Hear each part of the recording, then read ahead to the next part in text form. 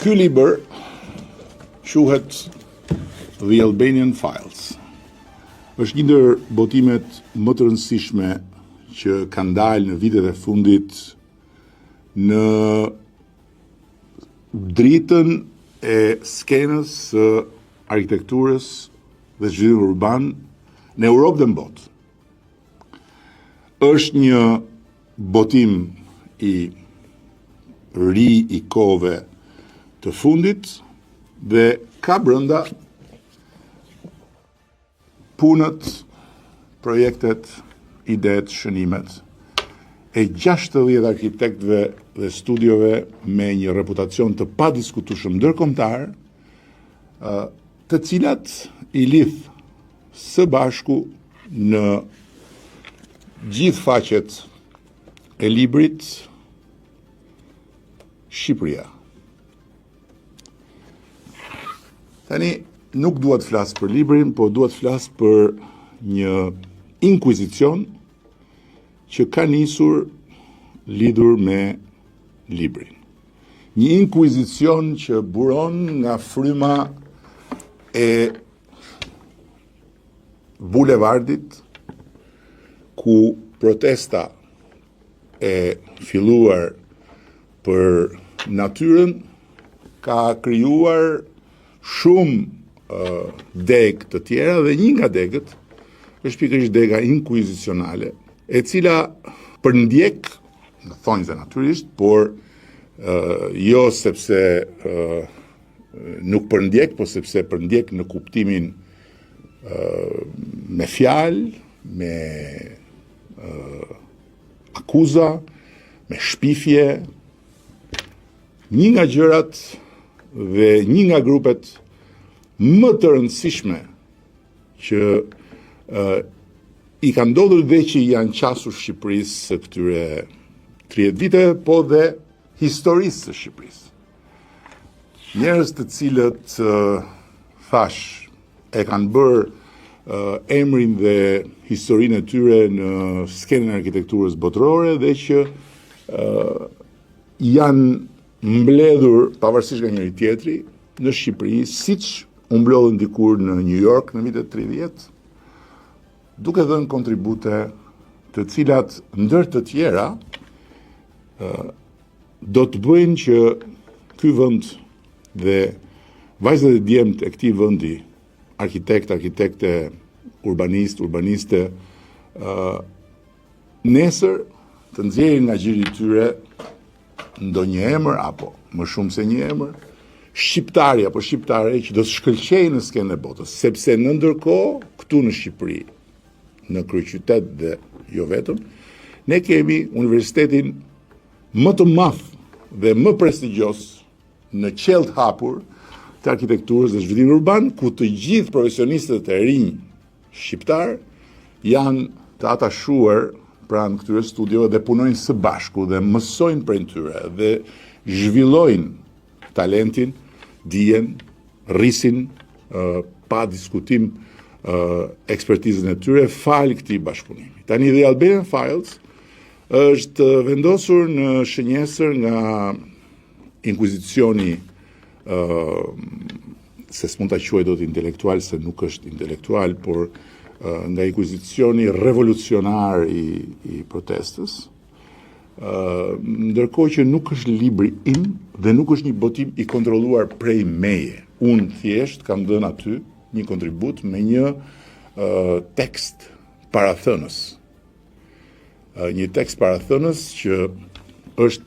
patjetër krenari që unë si kryeminist i Shqipërisë të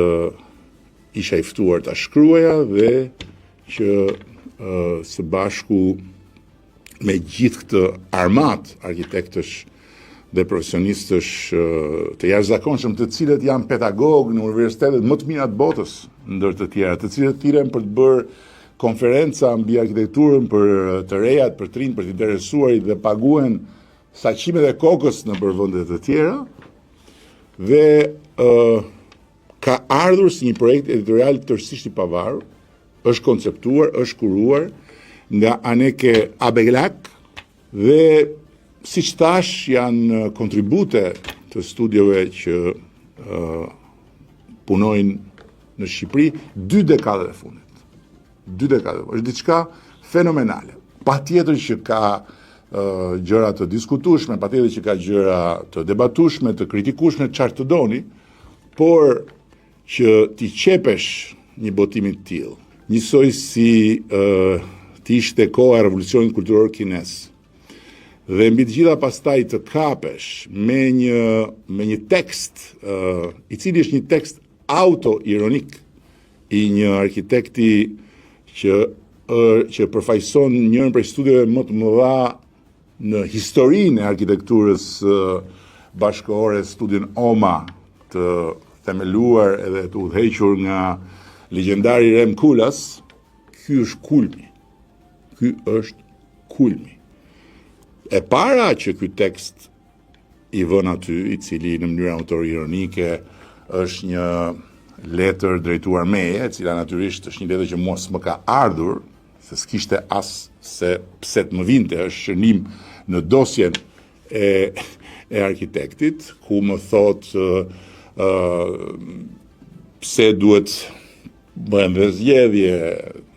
ti mund bëhesh mbret dhe të bësh atë që bënin mbretërit për arkitekturën e tjerë, çështje dilemash edhe problematika që s'kan lidhje fare me ndonjë thirrje reale për të bërë mbret. Është kthyer kokë poshtë. Por tregon që në fakt libri është tërësisht i lirë, i pa kontrolluar, të gjithë autorët, pra të gjithë pjesëmarrësit kanë pasur pavarësi plot në dosjen e tyre,